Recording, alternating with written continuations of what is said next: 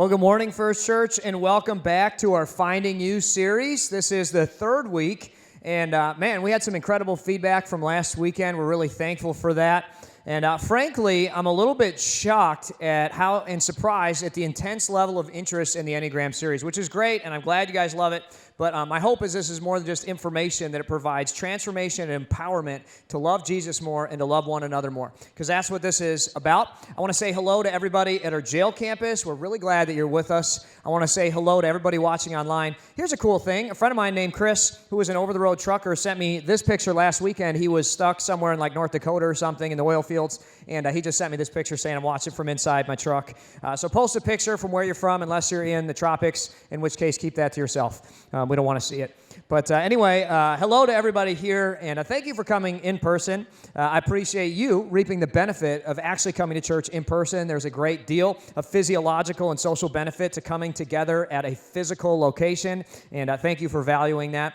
A cool thing that's happening today, you might not know this, we have 55 people taking the Next Step class, and I love that we're growing, but this is a church where it's not too big to be known. And I think that's really cool. We designed this auditorium and the size of each service to be a place where it wouldn't be so big that you couldn't know people. And if you want to be known, you can choose to not slip through the cracks here by taking the Next Step class. And I appreciate that you guys are doing that. And part of doing the Hebron location, instead of expanding here right now, is because we don't want this to feel like a place where it's too big to be known. We want this to feel like a wonderful church with quality worship experiences that is also a place where people can be real. And I'm thankful that this is also a community where we love one another. And at church, we're 127 years old, which is kind of incredible. 128 years old right now. That just happened. But we're 128 years old. And for the 5 years that I've gotten to be here, I think that God has really blessed us because we've loved one another so well. And I see like political groups, like town Facebook pages and churches ripping each other apart a lot of times, tearing each other down about little disagreements. And I'm thankful that for at least the 5 years I've been a part of this church, I've seen a group of people that refuses to gossip, that chooses to forgive one another, that chooses to put aside their personal preferences. And we made a lot of changes. I mean, 5 years ago, we were in a building with blue pews and a pipe organ, right? And mailboxes and a septic system that smelled terrible. And I'm just thankful that you guys have been so with us. I mean, we made changes with our youth ministry. We don't have a dedicated men's ministry at the moment. We have sisterhood changing radically all the time and continually throughout the journey. I'm so thankful for those of you who have said, we refuse to sin by gossiping. We choose to honor God and love one another in that way. And I just want to ask you to continue to do that. I think it's one of the biggest ways that the devil stops a church. And I want to say thanks in advance as we get ready to go through some radical changes and transformation again as a church. I want to say thanks in advance for choosing to walk a godly Matthew 18 path, honoring one another, loving one another, and being the body of Christ. And I love this community. It's the best church I've ever been a part of, and I want to say thank you for keeping it that way. Now, this series is all about becoming the body of Christ, and that's what this is about. It's about learning to love each other effectively. God gave each of us a special and unique role, and instead of a wide receiver trying to be a quarterback or a linebacker trying to be a wide receiver, we want to function as a team the way that God made us to. And we have been using this method called the Enneagram that helps us understand and love each other better by breaking down our personalities into 9 distinct types. And the reason why we want to do this, Paul puts it this way in 1 Corinthians 12, verse 18. He says, "But our bodies have many parts, and God has put each part just where he wants it." Last week, I covered the anger or the instinct triad, the 8s, 9s, and 1s. You know what? I like that triad because I could be brutal and savage on you. I'm an 8. I know I can handle it. 9s and 1s, you're all good because the 9s aren't going to say anything, and the 1s, you understand. Okay? Now, this week, we're doing the feelings triad, 2s, 3s, and 4s. And I always test my messages, usually on Wednesday night, or Wednesday morning or Tuesday night.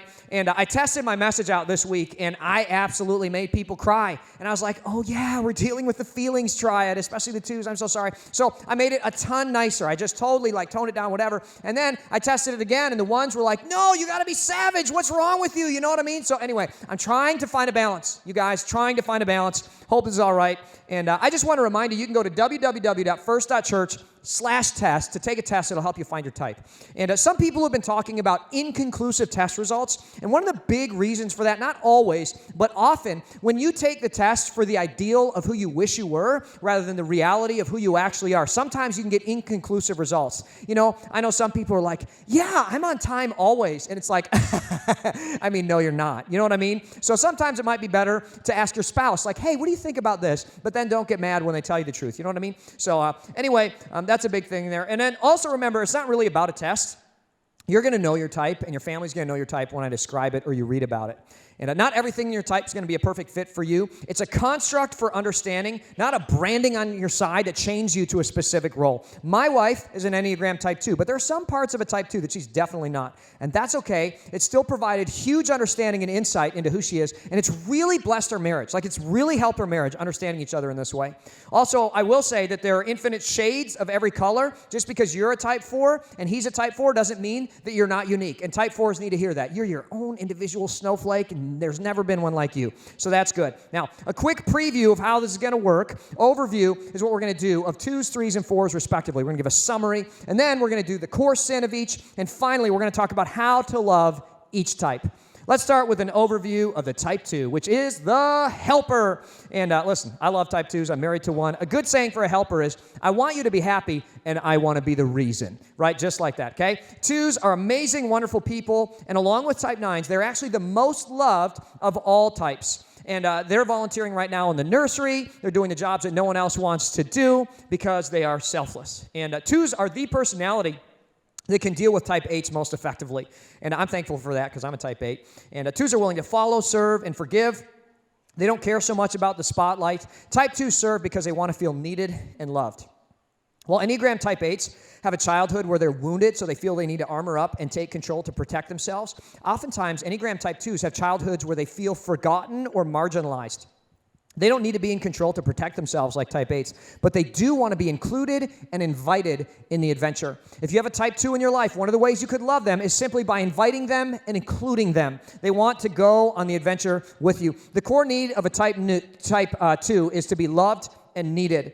Kristen, my wife, is actually a very classic and real Enneagram type 2.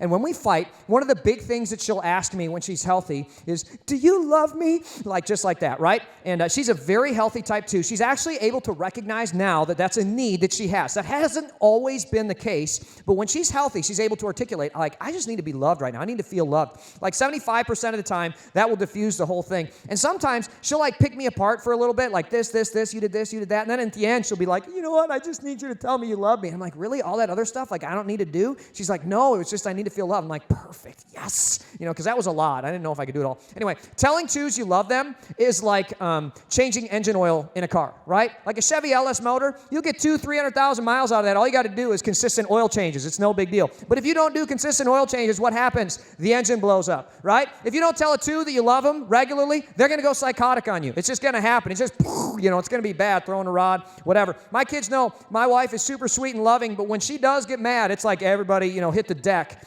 okay? Part of this is because 2s have a tough time understanding their own needs because they're so focused on the needs of others. Like most classic 2s, my wife is profoundly unaware of her physical needs. She'll forget that she's hungry. She's often unaware of being sick. I'll like give her a hug and I'll be like, oh my goodness, honey, you're smoking hot. She's like, yeah, I am. And I'm like, no. You don't understand. You have a fever, girl. Like you're like really temperate. And she'll be like, oh, I didn't even know I was sick. Me?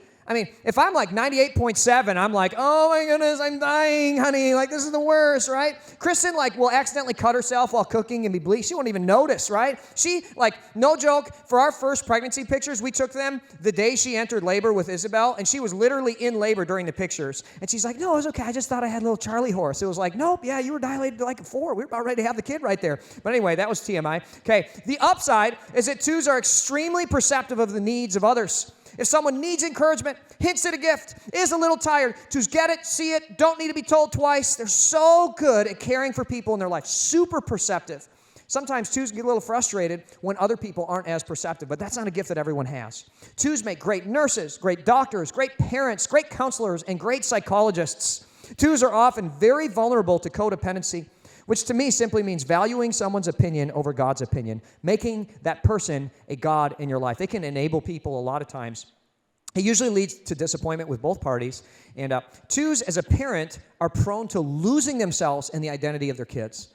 And this can be a big problem, especially after the kids move out. But 2s are amazing caregivers. And if you have had the privilege of having a 2 as a parent, kids raised by 2s often have very fond and wonderful memories and great connections with their parents as adults. The same is true for 2s in the workplace. 2s can get so obsessed with work that they lose their identity in it. When they retire, they don't know who they are. 2s will help you so much, but in return, they desire love and appreciation. And you know, when I read a lot of the books, they kind of knocked 2s for being manipulative. They said they had strings attached. And I just think think that's ridiculous. Like, you guys, you can get that wrong. 2s are awesome. Like, I find it to be one of the best bargains on earth for me. It's like, you mean you'll move across the country with me? You'll help me achieve my hopes and dreams all the time selflessly, and you'll work for me for free forever, and all I have to say is thank you, I love you, and I need you? That's like an awesome deal. You know what I mean? Like, what are you complaining about? All you got to do is thank you, I love you, I need you, I see you, and like that's one button to push. That's one lever to pull, and you're good to go, right? 2s will serve their guts out, but they need love and appreciation in return. One of my favorite examples of a 2 in the Bible who goes totally psychotic is Luke chapter 10, verse 40. It says, "But Martha was distracted by the big dinner she was preparing. She came to Jesus and said, 'Lord, doesn't it seem unfair to you that my sister just sits here while I do all the work? You tell her to come help me.'" And it's like, whoa, Martha, that's crazy. And listen, a lot of times people are like, 2s are love, peace, and chicken grease. When they get mad, it's crazy. Like, this is like straight up Jerry Springer, like he's coming down the fire pole, call the security. I preached on this a couple weeks ago. This is classic unhealthy confrontation from a 2. Martha didn't want her sister to help. She wanted appreciation and love. And when she didn't get it, she went crazy. I mean, crazy.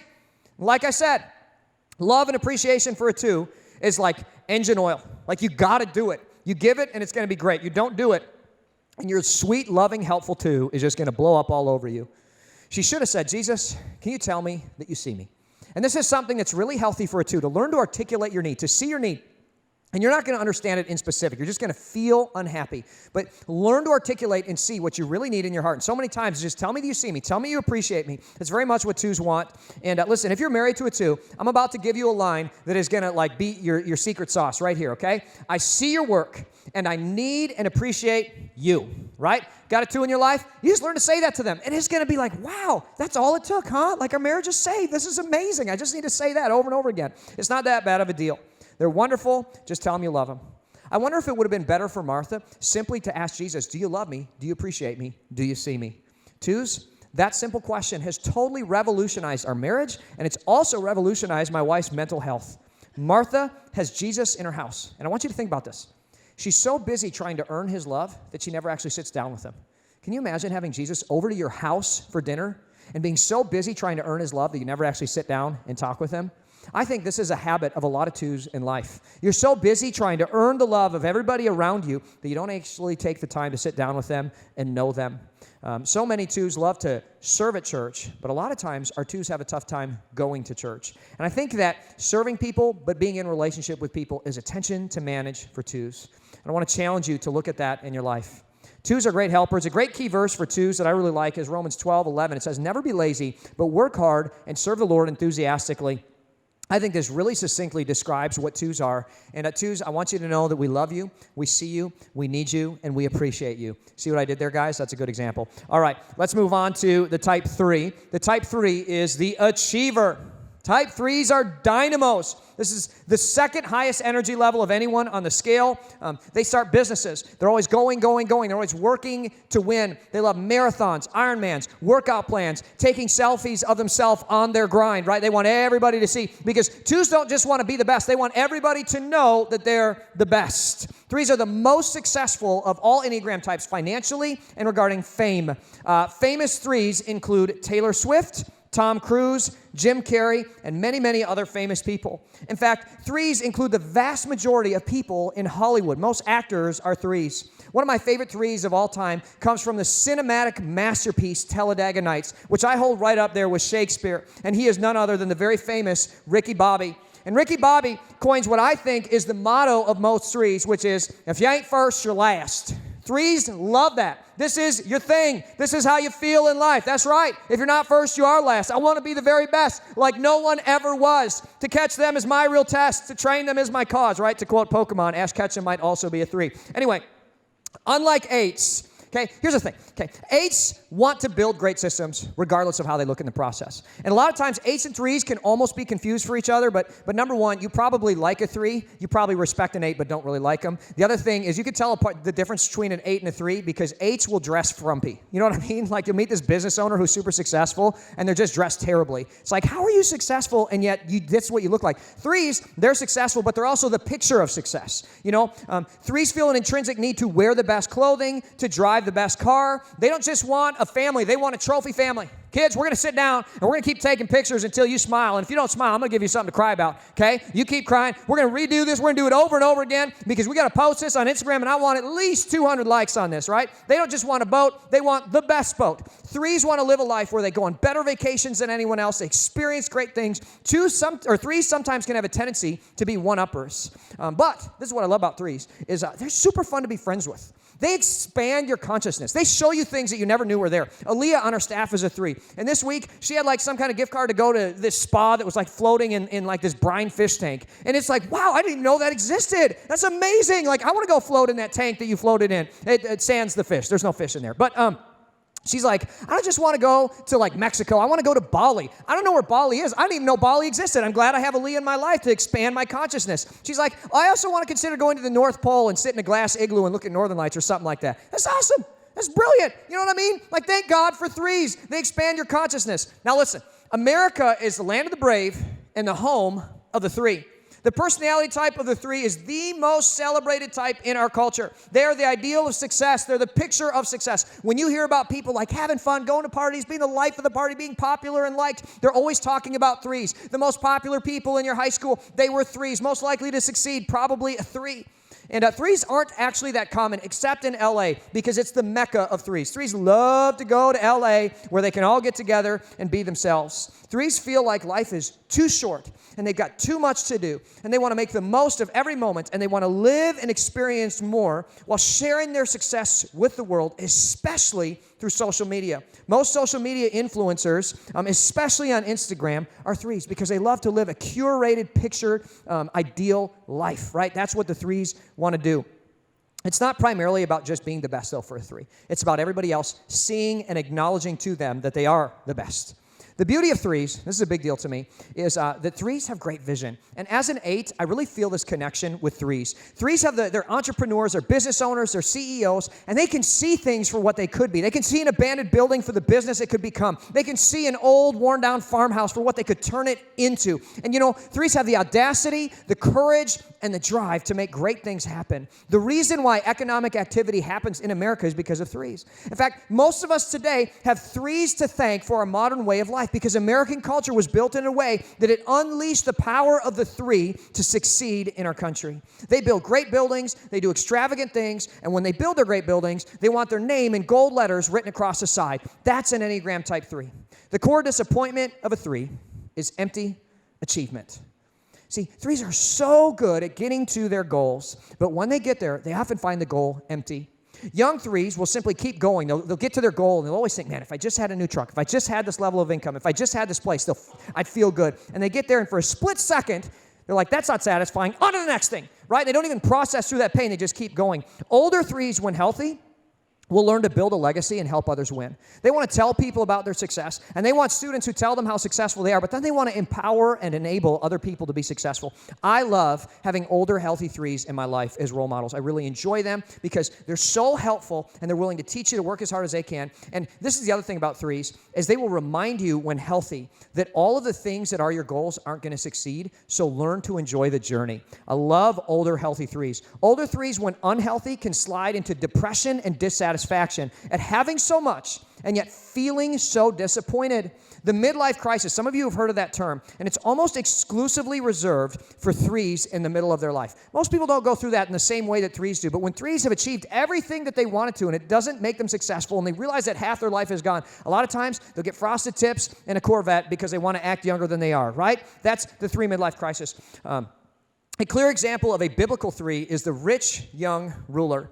And he comes to Jesus looking for validation. He is a classic successful 3 who's done so much with his already short life. He comes to Jesus in Matthew 19, verse 16, and he says, someone came to Jesus with this question, "Teacher, what good deed must I do to have eternal life?" This is sort of a silly question because we know this dude from the context of the passage is already super successful. He knows that he's awesome. His expectation is that Jesus is going to look at him and say, dude, all you do is win. You're a paragon of goodness. You're going to get eternal life because of all the things you've done, right? And Jesus starts off as the man would expect. He says in verse 17, if you want to receive eternal life, keep the commandments.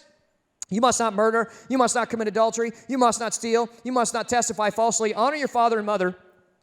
And then he summarizes all the commandments here, and this is kind of cool, as a sort of like proto for the new commandment. But he says, love your neighbor as yourself, right? So the rich young ruler is pumped at this point. Jesus is following his mental script perfectly. And threes a lot of times have a mental script for how conversations and their life is going to turn out. And the problem is, Jesus stopped short of affirming the rich young ruler, saying, oh, you're the best. And the rich young ruler is like, but I really want you to, in front of everybody, tell me that I'm the best. So he baits him a little bit farther. He's like, Jesus, I've obeyed all these commandments. The young man replied, what else must I do, right? Classic networker, classic, like, affirm me in front of everyone. He's waiting for Jesus to publicly validate his position as best. Note that he doesn't seek Jesus privately like Nicodemus does. No, that would mean nothing to a three. He wants everybody to see Jesus, acknowledge him as the very best. And in verse 21, Jesus does reply, if you want to be perfect, go and sell all your possessions and give your money to the poor, and you'll have treasure in heaven. Then come follow me. But when the young man heard this, he went away sad, for he had many possessions. This is a crushing blow to this three in particular. Jesus isn't talking about wealth as the problem. He's noting this man's achievements, saying, listen, you root your identity in this scoreboard.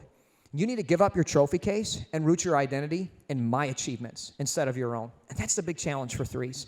Listen, threes, I love you. I want this to not sound harsh, but it's going to. You need Jesus. You need Jesus in your life, okay? Because the longer you live as a three apart from Jesus, the more your achievements are going to be hollow and empty. But threes who love Jesus are set free from the ball and chain of needing to succeed, and they're able to begin to focus on others and enjoy their life and their achievements. So many threes can achieve their hopes and dreams and find them to be empty. For a three, the key is reorienting your desire to be recognized by people, instead to be recognized by God as good because of Jesus.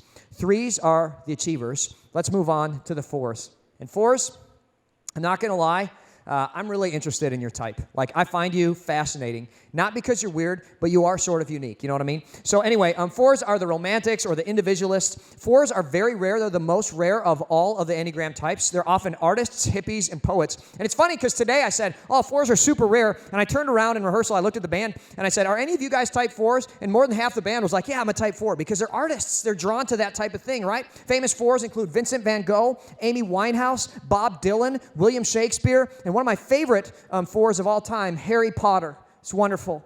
I had a Harry Potter wedding, and I did name my daughter Hermione. Not joking. That's real. So anyway, sevens are able to uniquely feel the positive emotions. Fours are uniquely able to feel the negative emotions effectively.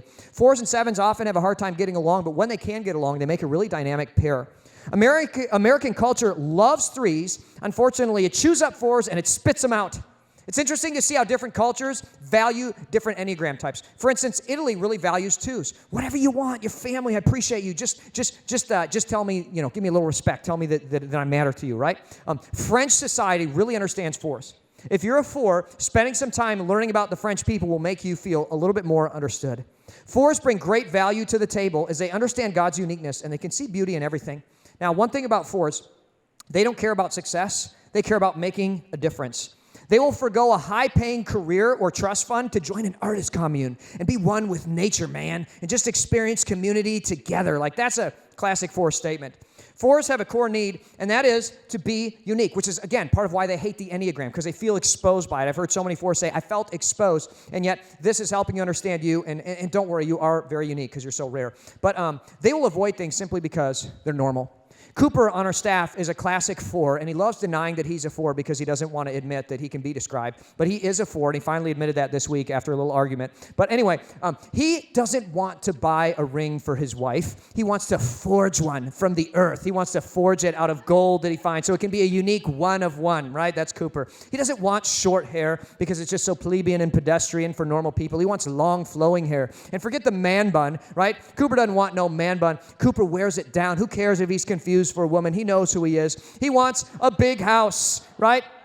And he doesn't want a big house. He desires to live in a bus. And this is crazy to me. I was like, Cooper, why do you want a bus? He's like, I want to take a school bus, and I want to make it with my own two hands, and then I want to put a compost toilet in it. And I was like, Cooper, why wouldn't you just buy an old Winnebago? It'd be way cheaper and like way nicer than any bus you could build. No, man, you don't understand. I want to make it with my own two hands, and a compost toilet is just so good with nature. And I was like, dude, you're messed up though, right? Have fun finding a girl. But anyway, he says, I can move. He bought a house. and he's like, I can move into my gutted house as long as it has a sink. No need for a shower. I just need a sink and a toilet. One room with sheetrock, because, that's what they did in the olden days, is they used to just shower in the sinks. I was like, is that what they did in the olden days, Cooper? Anyway, Cooper is like most type 4s. He loves a great tragedy.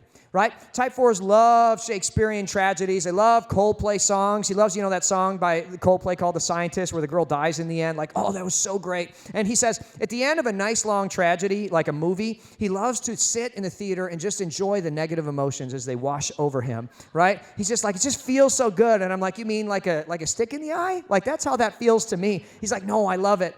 4s often look for a tragic romance. They love a relationship that can never be. They love a love that might be forbidden. They have a desire. They want a relationship that has a desire that can never be met.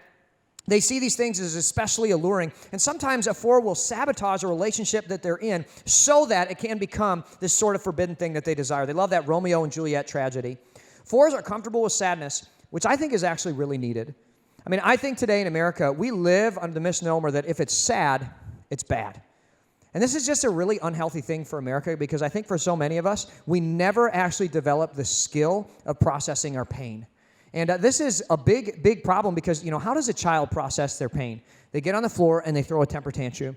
And I think what's happened in America today is because we lack the skill of processing our pain, what do? We go to DeMont Unofficial and Original. We go to Hebron Chatter and just throw a big old keyboard warrior temper tantrum. You know what I mean? We go on Google reviews and we throw this big giant fit. And it's like, this is not good. We need to learn to process pain more effectively. And for us, I think part of this is because we sort of haven't made a place for you in our society. I want you to know we need you and we're glad for you.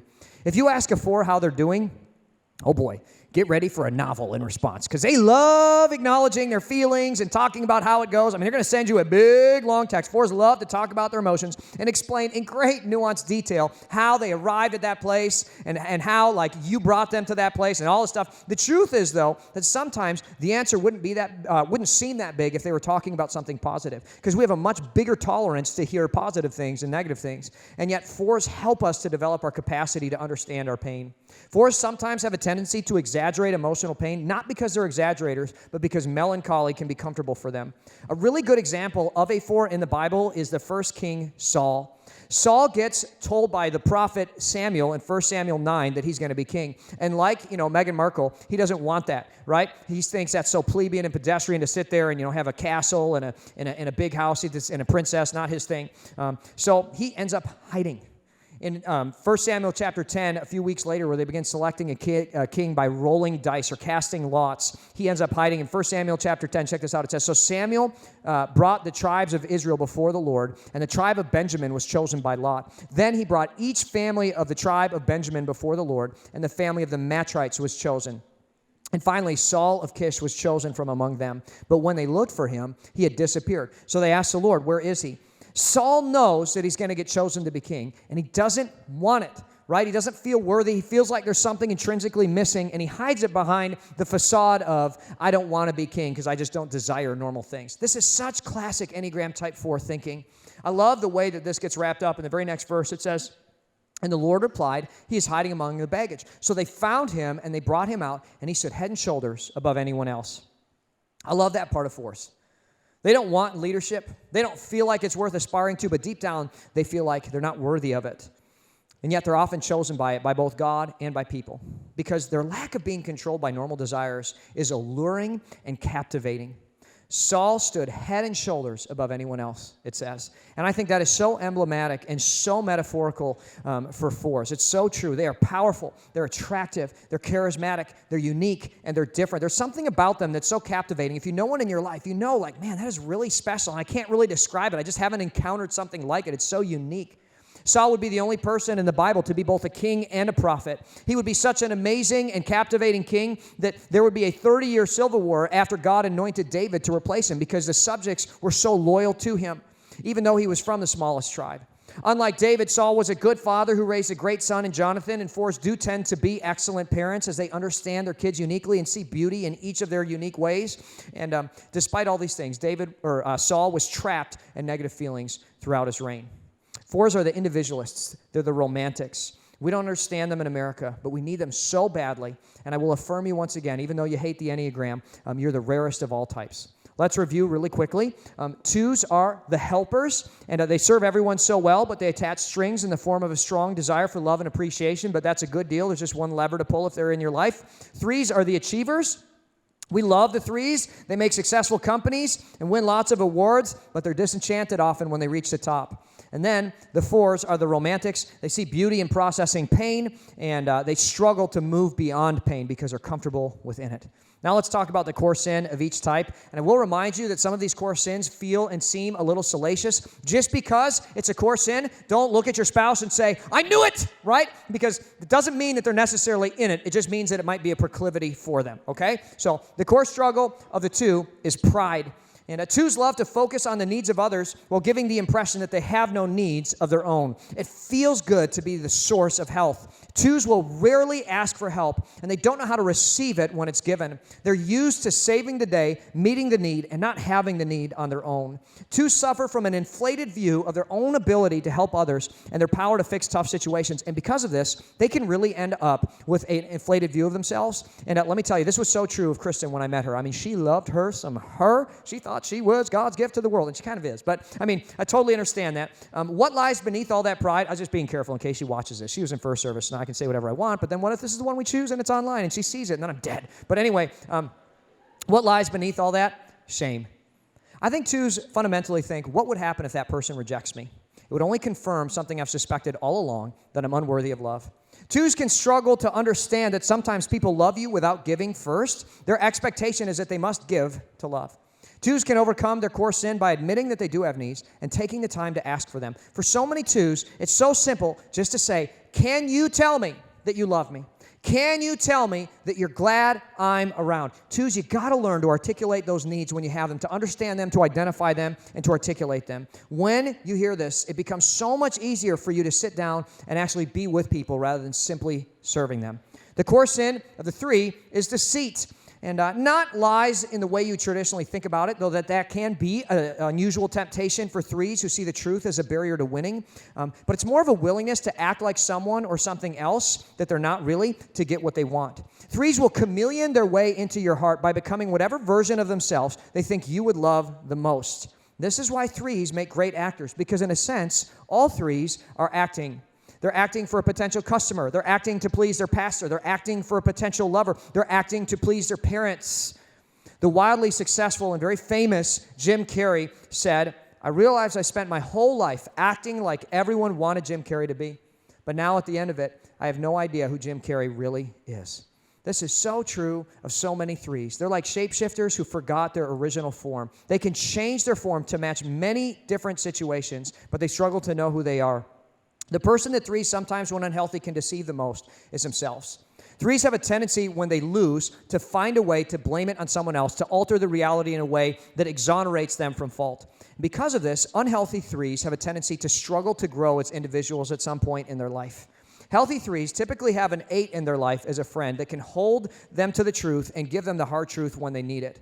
3s can deal with their core sin by doing what the rich young ruler did not do, which is letting Jesus define you rather than being defined by your core achievements. Stop trying to achieve to be loved and receive and achieve out of the abundance of love that Jesus gives us. Again, 3s, Jesus makes your life so much better. As you do this, you'll learn to be happy with other people winning and okay with not being the best all the time. The core sin of the 3 is deceit. The core sin of the 4 is envy.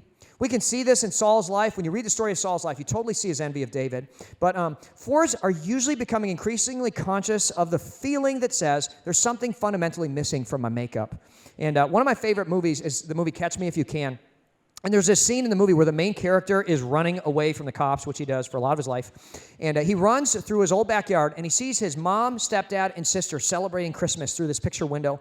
And he looks in that picture window, and you can just see that he so much wants to live a normal life. He wants to be a part of that celebration, but he feels like he can't because there's something wrong with him. This is so common for type 4s. They look at people living a normal life, and they envy them, wishing they could be a part of it. But they feel like because of some tragic issue in their own life, they can't.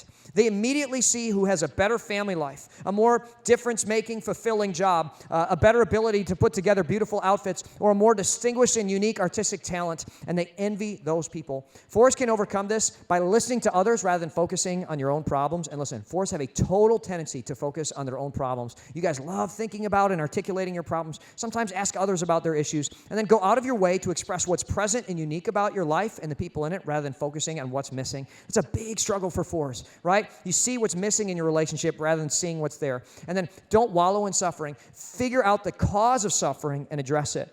And finally, instead of longing for romantic and relational perfection, focus each day on the possible and work to complete it. And I understand that you're romantics, and I'm not saying lowered expectations, but in your relationship, work on the possible rather than the dream. Now, I want to talk about how to love each type. And this is my favorite part of the talk. I want to make it clear there's some parts in here, particularly for type 3s, that I think are going to be really helpful. But let's start with how to love type 2s. Others can love type 2s by telling them that we love them. This is really simple. And then working to help them tell us their needs. If you have a type 2 in your life, something that's really common is they will ask you questions all the time, but you'll never actually know who they are. This is really, really common across the board for type 2s. I would challenge you to actually take the time to get to know them so that they have a chance to articulate their needs. And then type 2s can love themselves by receiving love from Jesus first. And this is kind of a big deal. 2s have the unique ability to access the power, charisma, drive, and leadership of an 8 with the emotional perception of a 2 when healthy. That's like really special. 2s can be world changers. 2s and Jesus are totally amazing. And I've actually seen God do this in my wife. When I met her, she was super shy, struggled deeply with anxiety, didn't really like talking with people. And God has absolutely unleashed a new level of leadership in her. And it's because she stepped into Jesus using her natural, created form as a 2. It's been really good for her. But learn to serve others out of love for them, not to get love from them. 3s. We can love 3s better by helping them slow down and enjoy their accomplishment. This is a big deal for 3s. And then here's probably what I think is my favorite point for this whole talk. Love 3s at low points. Love them when they're a total disaster. If you're married to a 3, at some point in your life, a 3 is going to let down their guard. And the hard part about 3s is they're always exactly what you need. If you need to have them be something, they can chameleon their way into that personality. They're going to be a persona to you. And it's going to be really jarring when the 3 actually lets down their persona and like tells you what's really going on behind the scene. Don't shut down when that happens. It might feel odd, but it might be the first time that you're seeing the person you love for who they really are, and it might be the first time that they're seeing themselves for who they really are. It's a big challenge for 3s, but when they share themselves with you, help them process through it rather than freaking out. And then ask them to get in touch with their feelings, not just their goals. 3s can love themselves by receiving Jesus' achievement in place of your own. Jesus' ultimate win on the cross is sufficient for you. It's exonerated you. You got nothing left to prove. And then build relationships that actually connect with you, who you are. Don't just move from stage to stage. Because 3s are so talented, so capable, so charismatic, and so flexible, they can move from stage to stage in their life and become a totally different person at each spot. 3s don't mind moving around from city to city. They don't mind having houses in different locations. And yet a real challenge for a 3 is to actually be the same person on each stage. But as you discover who you really are, a sign of your health is that you can be consistent in different places. Remember that the rewards and achievements of this life are always disappointing, so learn to enjoy the journey. And that's one of the big benchmarks of a healthy 3 is they no longer spend their life yearning for goals, but enjoying the process of getting to the goals. 4s, we can love 4s by letting them talk about their feelings. They love to do that, but then encouraging them to move forward from their feelings into productivity. 4s can love themselves by remembering that Jesus made you for a purpose. And I just want to say to 4s here today, you belong. God didn't make a mistake on you. Just the way that you are, you have an important role to play in our society. And secondarily, 4s, I want to invite you to join the party. Like, God made you to be a part of this community. We need you to be a part of it. You don't need to stand on the edge anymore and make your own thing. Be a part of this. Bring your rich personality into our community. As we close, I want to remind you that we're to love each other just as Jesus loved us. That's the whole point of this series. And I don't just want to have healed relationships and better understanding of each other without loving Jesus more. You know, I haven't done a whole lot of apologetics in this series, but I want to remind you that God is real and that something doesn't come from nothing, and intelligent design doesn't come from no intelligence. Like, I don't follow the delusion of atheism because I can't ignore facts, right? I'm not superstitious. I know that God is real, and that means I'm accountable to him. That means I have a creator who designed me in a specific way, and I think that compels me to actually live the way that he calls me to live. I love the way that John 13:34 puts it, and this is the key passage for all Christians for all time, but it's also the key passage for this series. Jesus says, "So now I'm giving you a new commandment. So now I'm replacing the 10 commandments. So now I'm summarizing the entire Old Testament with this one statement: love each other. Just as I have loved you, so you should love each other." Twos, I want you to hear this. Jesus loved you without expecting anything in return, and he calls you to love others in that way. Threes, Jesus loved you before you achieved anything. I want you to learn to love yourself for that. Fours, God made you unique, just the way that you are, and he wants you to walk into the world in that way. In the same way that he has loved you, so you must love one another. I know last week I forgot to include discussion questions, but I want to challenge you to actually do that this week. I wrote out some stuff. I just want to challenge leaders of the family, especially men in the room. I want to challenge you to lead your families in a discussion from this message. I don't want you to just drive home and think, well, that was interesting. I want you to actually talk about it. And I wrote down 4 questions I think might be helpful. Number 1, what number so far do I most relate to? And I hope this will be helpful for you. I want you to listen to some other people because, again, it's not so much about a test. It's about what you understand about yourself. And then number 2, how am I overcoming my core sin? I think that sin is something we don't talk about quite enough in this society, and yet, God doesn't tell us to not sin because he wants us to miss out on fun. He wants us to experience the most. And it turns out sin is a great way to rob yourself of life satisfaction, right? So as we discover what our core proclivity is, I want you to really think about, what can I do tangibly in my life to have victory over this core sin? Number 3, how can I be loved better, and how can I love you better? Now, listen, especially to the Enneagram type 8s in the room, when somebody